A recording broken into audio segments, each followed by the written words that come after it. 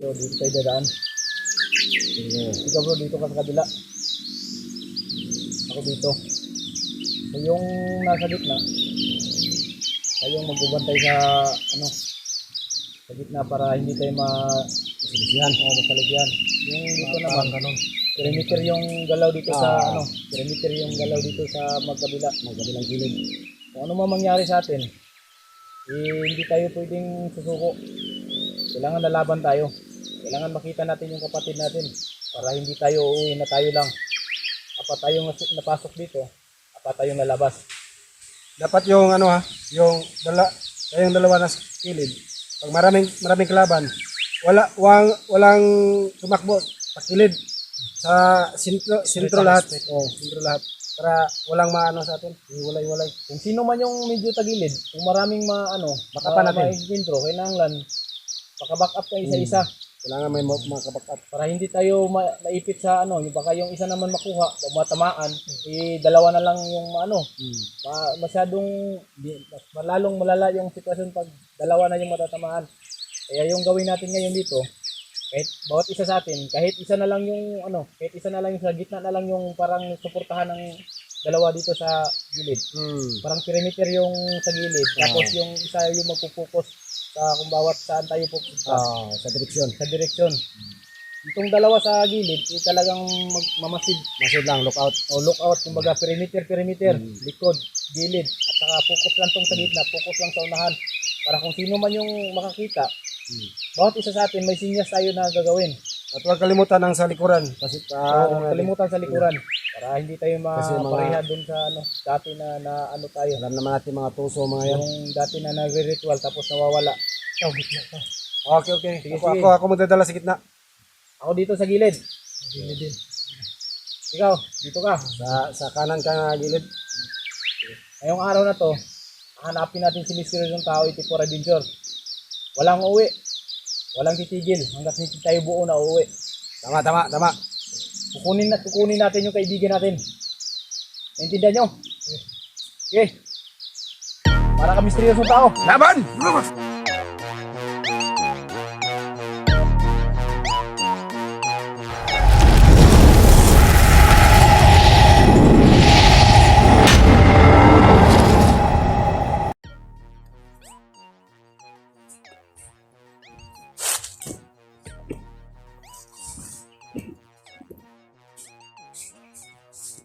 So yun mga kamaster, magandang umaga sa lahat. Ito pa rin kami ngayon. Patuloy kaming naghahanap sa iba na namang nawawala. At hindi natin pwedeng baliwalain yung kasamahan natin na nawala sa ating team. Si misteryosong tao, Itipor Adventure. Kasi nung nangyari na kasagsagan ng bakbakan dun sa area na pinag-anuhan namin, hindi namin namalaya na ibang ruta yung natakbuhan niya. Kaya sa amin naman, siyempre, di ba? Pag nandito tayo sa bakbakan, hindi naman pwede na yung mata natin lagi sa mga kasamahan natin. Bawat isa sa amin, sana mag-iingat lang sana. Isa nangyari nun, medyo napuruhan yata siguro si Misteryoso, kaya napatakbo siya sa saksak sa kanyang paa at saka sa itim na mahika na tumama sa kanya. Kaya siya yun na paripas ng takbo nun, na iba siya ng ruta. Kaya kami, paglingon namin, wala na. Tatlo na lang kami. Hindi naman namin maano si Misteryoso na makita kaagad dahil siyempre ikaw ba naman yung may tama sa paa, siyempre wala ka na sa sarili mo na saan ka tatakbo. Kung sa'yo lang, mabuhay ka, masipti lang yung buhay mo. Kaya hindi namin nakita si Misteryoso kagad. Pero hayaan nyo mga kamaster, hindi po kami titigil sa lahat ng mga nag-request na hanapin namin si Misteryoso. Total, alam naman natin na hindi pala si Tatay Gimo yung totoong nabihag at niling lang nila kami. Napasok kami sa kanilang bitag. Pero hindi namin kasalanan yun. Walang may kasalanan doon. Dahil strategy lang yung pinag-ano nila at napasok lang talaga kami. Kahit sino naman, di ba? Ikaw naman kung galing ka kay Tatay Gimo, si Tatay Gimo yung tumulong sa'yo. Si Tatay Gimo yung nagbigay ng proteksyon, yung nagbasbas sa inyo lahat.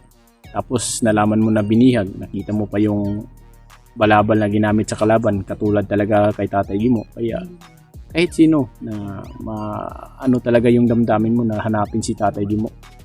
Kaya noon, nag-rescue kami, kami ng team, nagsundo kami lahat na hanapin si Tatay Gimo upang mabalik din namin sa kanilang kubo. Kaya lang, si Tatay Gimo pala nandun sa kuweba at nagpapalakas ng orasyon. Kaya natagalan siyang lumabas dahil yun nga, alam naman natin, alam ng mga alam ng mga hunting hero yan na lahat ng mga orasyon ay pinapakain. At lalong-lalo na sa may mga matataas na antas, may mga bagay, may mga oras, may mga araw silang mga ibinigay dyan sa kanilang mga bawat pangangailangan sa kanilang orasyon, ay hindi talaga pwede na hindi pakainin. Dahil tulad nga ng sabi nila, pag hindi mo yan mapakain, ibabalik sa iyong katawan yan, yung katawan mo yung manghihina. Pero alam namin ngayon na hindi pala talaga si Tatay Gimo yung nakuha, at impostor pala yung nahanap namin. Naluko lang talaga kami mga kamaster, at wala namang na masisi natin dahil naluko din sila, naluko din kami na hindi pala totoo na si Tatay Gimo ay nabihag. Kaya yun, nagkanda kami ng operasyon para hanapin yung si Tatay Gimo namin para mabalik namin dun sa kanila. Pero yung totoo pala is Tatay Gimo ay andun sa kuweba, nagpapalakas ng orasyon. Kaya nung nagpapakita si Tatay Gimo, yung totoong Tatay Gimo na nagpapakita na habang naglalabanan kami na nila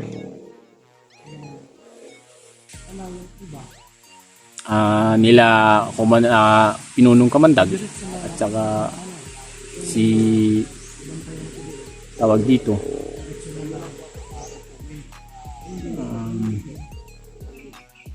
si Commander Balaw, yun yung habang ay sila lilinglahin sana nila kami ulit. Yun, nabulbul pa. Lilinglahin sana nila kami ulit. Kaso lumabas yung tunay na Tatay Gimo. Kaya yung mga oras na yun, parang nabunutan kami ng tinik na nalaman namin na nung nagsabi na at nagsalita na si Tatay Gimo na siya pala ay hindi siya nabihag dahil siya ay doon galing sa bundok, sa kuweba, at siya ay nagpapalakas ng orasyon. Kaya nabuo na yung isip namin at sana Tatay Gimo, alam mo naman na tagilid kami ngayon dahil sa nangyari kay misteryosong tao na nalihis ng daan at hindi namin nakita agad. At siyempre sa lahat po ng supporters ni misteryoso na nagsasabi na hanapin namin, kahit hindi po kayo mag-utos mga kamaster, ihahanapin po talaga namin. Sa layo po ng location namin, hindi po kami pwede na umuwi na kami lang tatlo. Apat kaming nakikita-kita dito sa location na to. Siyempre, hindi namin pwedeng iwanan yung kaibigan namin dito mismo sa location na to kung saan siya nawawala. Uuwi kami na buo at sa ngayon, napagpasyahan namin na isa na lang yung layunin namin hanapin. Si misteryosong tao na lang. At sana Tatay Gimo o makita o malaman mo sana na tagilid kami dito ngayon dahil alam namin na hindi mo kami pinabayaan at hindi mo kami iiwan. Sana Tatay Gimo sa oras na mangyayari ulit na kakailanganin ka namin, magpakita ka po. At sana ay hindi mo kami bibiguin kung kami ay tatawag sa pangalan mo. So magsha-shoutout nga muna pala ako na hindi ko na siya shoutout yung dati. Si Ate Dina, maraming salamat sa walang pagsuporta. si Ate LB, maraming salamat. Sino pa ba yun? Si Ate Luslos, maraming salamat. At sino pa ba? Marami pa yun eh. Wait lang mga kamaster, marami pa yun. Nakalista ba yata siguro yun? Iwan ko nakalista ba yun mga kamaster. Nalimutan, pasensya talaga mga kamaster. Ano na lang, sa lahat na lang po ng nagsusuporta sa amin. Ayun nga pala, sana po sa hindi pa nakapag-subscribe sa channel ni Dilobyo Adventure, sana po ay mapindot nyo po yung subscribe para po ay madagdagan naman po yung subscriber ni Dilobyo. Suportahan po natin yung kapatid natin na nagbabagong buhay, naging isa na rin katulad natin na yung layunin niya ay tumulong sa mga nangangailangan. Kaya sa lahat po ng nagsuporta din sa amin, ihingihin po namin yung suportan nyo na suportaan din natin si Dilobyo Adventure. Sa lahat po na sa lahat po na nagtatanong kung ano yung FB account niya, Dilobyo po ang nakalagay. Dilobyo po. Kumbaga pag ano lang po, baka minuldi lang na pagkalagay ng Dilobyo niya. Kung sa hindi pa nakakaalam, sana po ma-share din natin yung bawat videos na pinalabas po namin. Hindi lang po ako, hindi lang po sila. Sana po sa lahat ng makapag dito, ma-share din po natin dahil dyan po kami nag-ano ng views, kumbaga kung tawagin. Para lang po sa hindi man kami nanghihingi ng malalaking yun lang po. At sana isuportahan natin si Dilobyo Adventure. Para sa ganun makausad din kunti yung subscriber niya. Para naman sa ganun makarating din siya sa ni YouTube. Task ni YouTube. 600? 600 pa lang po yung ni Dilobyo ngayon mga kamaster, subscriber niya. Malaki po yung tinas ni sa kanya ni YouTube. Ilan ba? If 1K. Sana po sa lahat ng makasubscribe po tayo kay Dilobyo Adventure. Yan lang po. At hindi naman po kami nanghihiling ng malalaking kapalit. So, maraming salamat sa mga solid, sa mga silent viewers natin. Hanggang ngayon, nandyan pa rin kayo lagi. Hindi ko man maisa-isa mga pangalan nyo. Pero alam nyo sa sarili nyo kung sino kayo. Salute ako sa inyo. Yun sa mga taga-ibang bansa, ingat-ingat lagi. Yung nasa malayo yung pamilya, ingat kayo lagi. At sana protektahan kayo ng ating Panginoon. Ganun din kami. So yun mga idol. At kami sasagawa muna kami ng plano dito. At para makausad na rin kami na mahanap si misteryosong tao 84 Adventure. Sa lahat po na nag-PM sa amin na hanapin namin si misteryoso at hindi namin pwedeng iwan. Kahit hindi po kayo magsasabi ng ganyan sa amin mga kamaster, ikusa po namin gawin yan. Dahil 4 po kami nagkikita-kita dito sa location, 4 po kaming dapat uuwi. Hindi po kami tulad ng iba na uwi doon sa patag, yung makasamahan, babalik ka na lang. Pag sila pakauwi na hanap ng konting pagkain, hindi po. Hindi kami ganyan na saka na lang yan, uwi muna tayo, hindi po.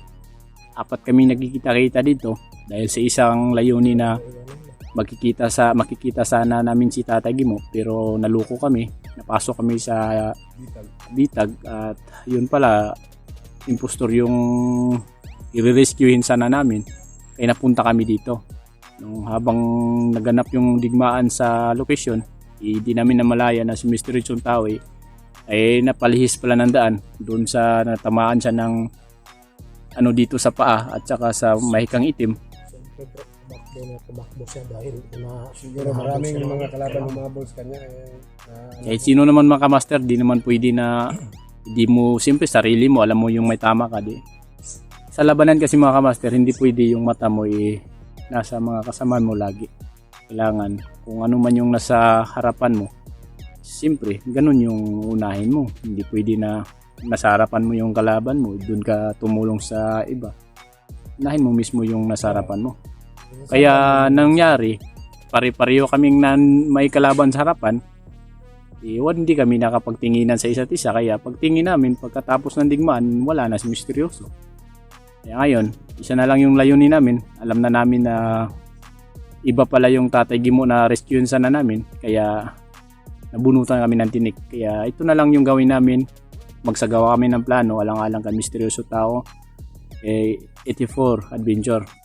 Siya na lang yung pukusan namin ngayon mga master. Hindi na lang na sa iba. So, kita natin si misteryoso, makauwi na tayo. Yun lang. Sana tol, misteryoso bro. Kung okay pa yung cellphone mo, ma-open po man. Sana may makapag ano yun kay Misteryoso din. Makapag tingin sa kanyang upload para naman masabi nyo sa amin kung saan siya ngayon para makakuha kami ng konting tips kung saan kami dadaan. Kasi matagal na kami dito sa location. Siyempre may mga konti na kaming nalalaman kung saan dito ang mga pasikot-sikot. Konti pa lang dahil malaki itong area na to eh. Di tulad nung sa kabila na matagal kami dun. Pero kahit gaano pa kaano yung area, hindi pa rin tayo pwedeng magkampante dahil pinasok natin yung area ni Kamandag. Lalong-lalo na nakita natin dun si Balaw.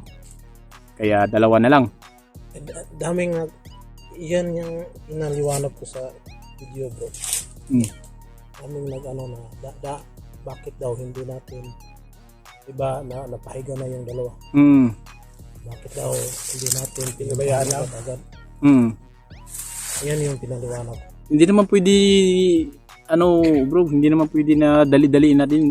Iba kasi mga master pag manood ka lang at sana sa actual ka na pangyayari. Kasi may mga bagay kasi na hindi mapailiwanag din dito sa cellphone na kuha sa cellphone pero pag nandito ka sa actual na pangyayari, iba po. Tulad ng nandito kami yung nandito sa aktualan na pangyayari. Yan yung sinasabi. Gagamitan kami ng mahika. O sino man yung naniniwala sa mga itim na mahika o sa mga tawag dito, ginagamit ng mga gamot. Hindi po namin pinipilit yung hindi naniniwala. Sa amin lang yung naniniwala. Shout out nga pala sa mga hunting hero dyan na may malalaking mga kwintas na pinapakain ng orasyon, ng mga orasyon nila. Lahat po ng may mga orasyon sa katawan, shout out po sa mga hunting hero natin magigiting dyan. Pero sa hindi naman po naniniwala, hindi naman po kami namimilit. Sa naniniwala lang po.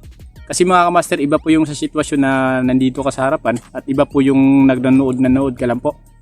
Kasi nung napahiga na po, yung ginano ni Tatay Gimo yung tungkod niya sa lupa tapos napahiga yung si Commander Balaw at saka si Pinunong Kamandag. Kami po nun, siyempre apektado lahat po ng may mga dalang anting-anting sa katawan. Basta may mga matataas na antas ang magbigay ng lakas na loob na harapin yung mga kalaban na pare-pareho silang malalakas na mga ritual. Kami po mga maliliit na antas po siyempre maapektuhan din. Kaya hindi pwede talaga. Hindi tayo basta-basta nasusugod agad dahil hindi natin alam may mga kalaban pa sa kasi hindi naman pwede na susugod kami mga master kasi hindi lang siguro nyo nakikita sa video na marami sila pero sa mga gilid yun marami po silang mga tauhan, hindi lang makalusob sa amin dahil yun nga, nandun si Tatay Gimo sa harapan. Hindi nga natin alam yung puno may portal yun. Yung iba, sabi nila, bakit di daw namin pinatay ka agad, pinabayaan daw namin. Hindi namin kayo pinipilit kung ngayon yung nakita nyo. Alam naman natin, sa 100 namin ginawang tama, baka mali lang kami ng isa. Lahat ng nakita na nyo na ginawa namin tama 100, wala yun lahat, bura yun lahat. Yung tama ay yung mali na isa na nakamali kami, yun yung babalik-balik sa isipan nyo. Mindset yan ng mga Pilipino talaga. Hindi yan mawala talaga. Mindset yan. Yun ang laging nakikita sa iba. Lahat na nakaka-relate, gagawa kayo ng kabutihan na 100, magkakamali kayo ng isa. Lahat ng 100 na ginawa mong kabutihan, bura yun lahat. Real talk yan mga kamaster. Ginagawa natin mga sundalo kabaho na to. Kaya nga bro, yung comment na gano'n, yun din yun. Kasi parang at least nalalaman natin na nanonood talaga sila. una natin ang observation yun pala. Dapat pasalamat na lang kasi yung ginagawa natin volunteer. Pero nagpapasalamat pa rin kami dahil sa inyong mga komento, diyan kami nakukuha ng ibang mga strategy kung tawagin ba na dapat nga pala ganun. Pero talagang may mga bagay talaga mga kamaster na hindi mapailiwanag talaga, hindi talaga sa kumbaga ito, nagpapaliwanag kami. Pero pag ikaw nandito sa aktualan wala, may mga bagay na hindi makikita sa cellphone na mararamdaman namin sa personal.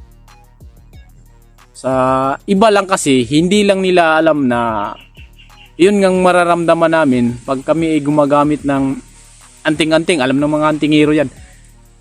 Pag hindi mo talaga, kumbaga binitawan, hindi mo pipigilan yung orasyon mo, yung katawan mo, talagang manghihina. Manghihina, may epekto talaga sa amin yun. May epekto talaga yun. Kaya nga ito, nabunutan kami ng tinik dahil yun nga, nalaman namin na hindi pala talaga si Tatay Gimo yung nakuha. Kaya nagpapasalamat kami sa itaas na hindi na wala yung ano namin, walang na sayang na buwis na buhay. Si misteryoso na lang yung hanapin namin. Hindi na tayo malinlang ni ni Kamandag kasi pinaliwanag na ni Tatay Gimo na hindi na walang kanya makabihag. Kasi si Tatay Gimo pala mga kamaster nandun sa kuweba. Habang pinaano nila yung istorya na kahit sino walang makatalo kay Tatay Gimo. oo. Sa susunod pag ganyan si Janos Kamandag, hindi na tayo laman kasi napaliwanag lang ni Tatay Gimo. Alam na natin na hindi basta-basta palabas Tatay Gimo. Sige lang mga kamaster, hindi man kami makapag-ano ngayon, hayaan nyo. O hindi man ngayon o sa makalawa o hindi kami magbibitaw ng araw o makuha lang namin si misteryoso yung mga sinasabi nyo na puntahan namin si Tatay Gimo o para malaman nyo kung totoo bang hindi talaga si Tatay Gimo yun. Pupuntahan namin si Tatay Gimo at doon namin dadalhin si misteryoso para ipagamot kung makahanap kami ng konting pangalay doon. Alam nyo naman, di ba? Lahat ng mga hunters alam nyo. Ganun talaga. Salamat. Kaya sa misyon na to, at kami ay manalig din sa inyo. At hingin namin yung mga suportan nyo lahat. Hahanapin namin si Misteryosong Tao 84 Adventure. At lalong-lalo Tatay Gimo. Sana malaman nyo na nandito kami ulit sa pagsubok na to. At sana igabayan nyo kami Tatay Gimo.